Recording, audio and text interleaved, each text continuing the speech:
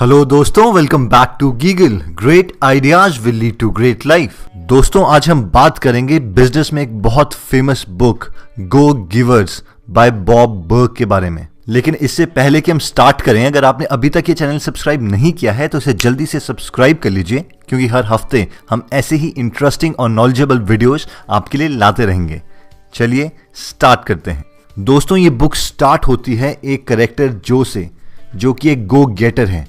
बचपन से जो बहुत ज्यादा इंटेलिजेंट था, गो गेटर रहा है, हमेशा अच्छी परसेंटेज, एक्सेल करना स्कूल्स में, कॉलेजेस में, और वो अब अपना बिजनेस खोल चुका है।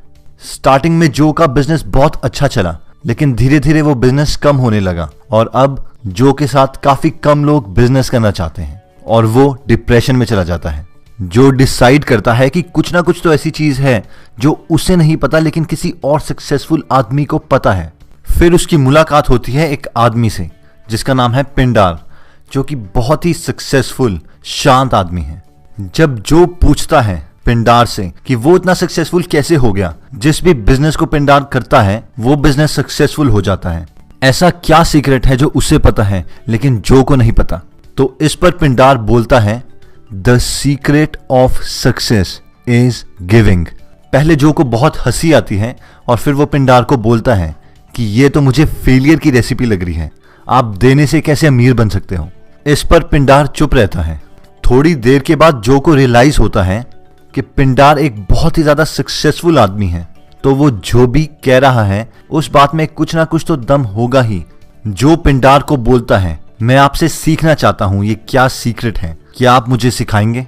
इस पर पिंडार जो को बोलता है, मैं तुम्हें 5 लॉज बताऊंगा बहुत ज्यादा सक्सेसफुल होने के लिए, लेकिन मेरी एक शर्त है, तुम्हें अगले 5 दिनों में हर रोज मैं एक एक लॉ बताऊंगा, पर वो लॉ जानने के बाद हर रोज तुम्हें उसे प्रैक्टिकली यूज करना पड़ेगा किसी ना किसी चीज पर। उसके बाद पिंडार जो को 5 लॉज बताते हैं जिन्हें वो 5 स्ट्रेटोस्फेरिकल सक्सेस लॉज बोलते हैं। यानी ये 5 लॉज डिटरमिन करते हैं डिफरेंस एक बहुत कॉमन बिजनेस में और एक एक्सट्रीमली सक्सेसफुल बिजनेस में। जो सबसे पहला लॉ है वो है द लॉ ऑफ वैल्यू। यानी आपकी कीमत पता चलती है कि आप जितने लोगों से पैसे ले रहे हो उससे कितनी ज्यादा वैल्यू आप उन लोगों को दे रहे हो। फॉर एग्जाम्पल, मान लीजिए कि एक बुक की कीमत 1500 रुपीज है।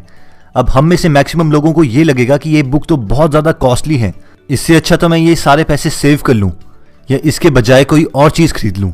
लेकिन अगर वो बुक आपको बहुत ज्यादा वैल्यू प्रोवाइड करती है, उस बुक का ऑथर अपने लाइफ एक्सपीरियंसेस शेयर करता है और अपनी बिजनेस स्ट्रैटेजी आपको बता देता है, और उसको पढ़ने के बाद और इंप्लीमेंट करने के बाद अगर आप कल को एक बिजनेस खोल लेते हैं तो शायद उसकी कीमत 1500 उस वैल्यू के अकॉर्डिंग बहुत ज्यादा सस्ती है, और वो ऑथर एक ट्रू गो गिवर है। अगर हम बहुत ज्यादा सक्सेसफुल बिजनेसेस की बात करें, जैसे कि गूगल, जो भी ये वैल्यू प्रोवाइड करते हैं, जितने भी इनके प्रोडक्ट्स हैं, चाहे वो यूट्यूब हो, जीमेल हो, गूगल हो, वो एक नॉर्मल यूजर के लिए फ्री हैं।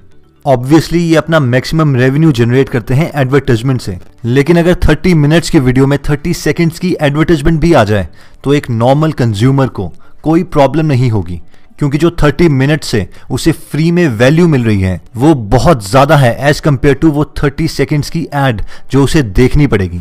और ऐसे ही बाकी जितने भी सक्सेसफुल बिजनेसेस हैं वो बहुत बड़े गो गिवर हैं, चाहे फिर आप बिल गेट्स की बात करें या फिर एप्पल की। ये कहीं ना कहीं बहुत ज्यादा वैल्यू प्रोवाइड करते हैं एज कंपेयर टू ये जितनी पेमेंट लेते हैं अपने कंज्यूमर से, अपने कस्टमर से। नेक्स्ट लॉ आता है द लॉ ऑफ कंपनसेशन। यानी आपका बिजनेस टोटल कितने पैसे कमाएगा ये डिपेंड करता है कि आप कितने ज्यादा लोगों को सर्व करते हैं, उन्हें वैल्यू प्रोवाइड करते हैं और कितनी ज्यादा वैल्यू प्रोवाइड करते हैं। अगर हम दोबारा से उस बुक का एग्जाम्पल लें और मान लें कि वो बुक आपने लिखी है, अगर आपने जेन्युइनली कोई बहुत अच्छी बुक लिखी है लेकिन वो बुक बहुत कम लोगों की लाइफ चेंज कर पा रही है, यानी बहुत कम लोगों के काम आ पा रही है, तो आपका वो बिजनेस उतना ज्यादा बड़ा नहीं हो पाएगा, यानी वो बुक बहुत ज्यादा अर्न नहीं कर पाएगी, क्योंकि इस लॉ के अकॉर्डिंग आप बहुत कम लोगों को वैल्यू प्रोवाइड कर रहे हैं। तो जो भी आपका प्रोडक्ट है, आपका बिजनेस है, वो केपेबल होना चाहिए काफी ज्यादा लोगों को वैल्यू प्रोवाइड करने के लिए, उनकी लाइफ को अफेक्ट करने के लिए, तभी वो बिजनेस बहुत ज्यादा इनकम कमा सकता है। तो अगर आप बहुत ज्यादा सक्सेसफुल होना चाहते हैं तो आप कोई ऐसा तरीका ढूंढिए जिससे आप बहुत ज्यादा लोगों की लाइफ को चेंज कर पाएं और उन्हें वैल्यू प्रोवाइड कर पाएं। थर्ड लॉ आता है द लॉ ऑफ इन्फ्लुएंस, यानी अपने इंटरेस्ट्स के कंपैरेटिवली आप और लोगों के इंटरेस्ट को कितनी इंपॉर्टेंस देते हैं। ये डिटर्मिन करेगा कि आप उन लोगों को कितना इन्फ्लुएंस कर सकते हो। यानी जितनी ज्यादा इंपॉर्टेंस आप औरों के इंटरेस्ट्स को दोगे उतना ज्यादा आप औरों की नीड्स को समझ पाओगे और आपका प्रोडक्ट या फिर आपकी सर्विस उतनी ज्यादा अच्छी होगी और फाइनली आपका बिजनेस भी बहुत ग्रो करेगा। अगर आप मुंबई के डब्बा वालास की बात करें जो कि एक फुली एस्टेब्लिश्ड बिजनेस है और लोगों का टिफिन उनके घर से उनके ऑफिस तक पहुंचाता है, तो आप देखोगे कि ये पूरा का पूरा बिजनेस इसी लॉ पे बेस्ड है। डब्बा वालास फैमिली की प्रॉब्लम समझते थे कि इतनी सुबह उठकर कैसे खाना बनाया जाए या फिर वो इतने बड़े टिफिन कैसे कैरी किए जाएं लोकल ट्रेन्स में, और इसी प्रॉब्लम को समझकर उन्होंने एक बिजनेस खड़ा कर दिया जो कि सस्टेन्ड है और अच्छी वैल्यू प्रोवाइड करता है पब्लिक को। Next law is the law of authenticity, यानी जो सबसे बड़ा गिफ्ट आप किसी को दे सकते हो वो आप खुद हो। लोग उन लोगों के साथ बिजनेस करना पसंद करते हैं या फिर और लोगों को उनके साथ बिजनेस करने के लिए बोलते हैं जिन्हें वो जानते हैं, पसंद करते हैं और जिन पर वो विश्वास करते हैं। और अगर हम ऑथेंटिक नहीं हैं, यानी हम हैं कुछ और कुछ और दिखाना चाह रहे हैं, तो ये चीजें कभी भी पॉसिबल नहीं होगी और हम पे कोई भी विश्वास नहीं करेगा। क्या आपको वो सिचुएशन याद है कि कोई आपके साथ हंस रहा है लेकिन आपको पता है कि वो ऑथेंटिक नहीं है, उसकी हंसी झूठी लगती है? ऐसा क्यों होता है? या फिर कोई आदमी स्टाइल मार रहा है और हमें पता है कि वो ऑथेंटिक नहीं है, क्योंकि सबकॉन्शियसली या फिर अनकॉन्शियसली हम इस चीज के केपेबल हैं कि हम बता सकें क्या वो दूसरा आदमी ऑथेंटिक है या नहीं। बिजनेस में भी ये चीज एग्जैक्टली फॉलो होती है। अगर हम लॉन्ग टर्म बिजनेस करना चाहते हैं, एक ब्रांड क्रिएट करना चाहते हैं, तो हमें ऑथेंटिक होना ही पड़ेगा। यानी अपने बिजनेस में हमें कोई प्रोडक्ट या फिर सर्विस वही प्रोवाइड करनी चाहिए जिसमें हम भी खुश हों। फाइनली फिफ्थ लॉ आता है द लॉ ऑफ रिसेप्टिविटी, यानी अगर आप एक अच्छे गिवर बनना चाहते हैं तो आपको भी तैयार रहना पड़ेगा चीजें एक्सेप्ट करने के लिए, यानी रिसीव करने के लिए। यानी इस दुनिया को बैलेंस रहने के लिए अगर आप कोई चीज प्रोवाइड कर रहे हैं तो आपको एक रिसीवर भी बनना पड़ेगा। हो सकता है आप एक वैल्यू प्रोवाइड कर रहे हैं और उसके बदले में आप पेमेंट लेना चाहते हैं, तो उस वक्त वो आपका हक बनता है, वो आपको रिसीव कर लेना चाहिए।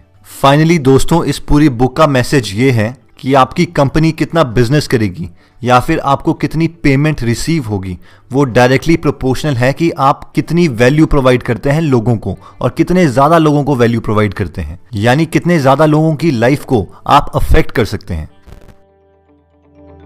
चलिए दोस्तों, अगर आपको हमारा ये वीडियो पसंद आया तो आप इसको लाइक कर सकते हैं। अगर आपको लगता है कि आपके किसी फ्रेंड या फैमिली मेंबर के ये वीडियो काम आ सकती है तो आप उनके साथ ये वीडियो शेयर कर सकते हैं। अगर किसी टॉपिक पे आप चाहते हैं कि हम वीडियो बनाएं तो आप कमेंट में लिख सकते हैं, क्योंकि हम हर कमेंट पढ़ते हैं।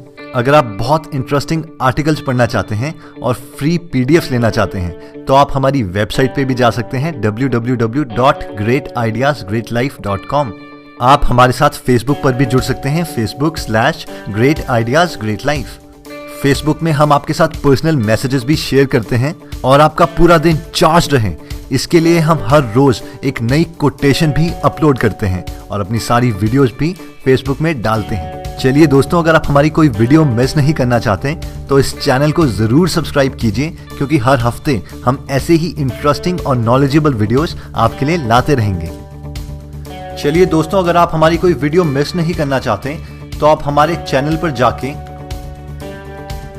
यहां पे बेल वाले बटन को क्लिक कर सकते हैं। इससे जब भी हम कोई नई वीडियो पोस्ट करेंगे तो आपको नोटिफिकेशन आ जाएगी।